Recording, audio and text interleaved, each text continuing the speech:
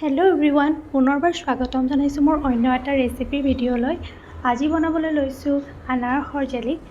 তাৰ কাৰণে মই এটা আনাৰস লৈ লৈছোঁ আৰু ভালদৰে ইয়াৰ বাকলিখিনি গুচাই ল'ম। এইখিনি গুচাই সৰু সৰুকৈ কাটি লৈছোঁ।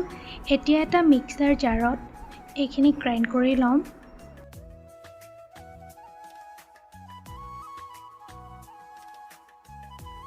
এতিয়া গেছৰ ওপৰত এখন পেন পাতি লৈছোঁ। তাতে দি দিছোঁ আনাৰসৰ ৰসখিনি। এতিয়া উতল নহালৈকে একেৰাহে হাতখন নৰখোৱাকৈ হেতাৰে লৰাই আছোঁ। উতল আহিছে আৰু ইয়াতে দি দিছোঁ চেনি।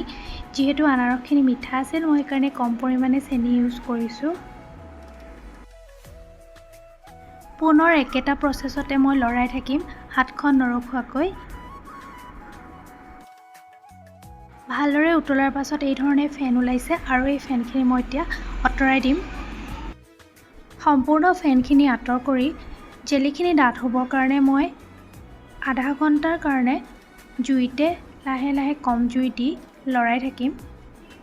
একেবাৰে শেষত অকণমান নেমু ৰস চেপি দিলোঁ যাতে জেলিখিনি বহুদিনলৈ ভালে থাকে। জেলিখিনি বহুদিনলৈ ভালে ৰাখিবলৈ ভিনেগাৰো ইউজ কৰিব পাৰে। জেলিখিনি সম্পূৰ্ণ ঠাণ্ডা হোৱাৰ পাছত মই এটা কাঁচৰ বৈয়ামত ৰাখি থৈছোঁ এইদৰে। আৰু এনেদৰে ব্ৰেডৰ লগত আপোনালোকক পৰিৱেশন কৰিও দেখালোঁ, ধুনীয়াকৈ ছেট হৈ গৈছে।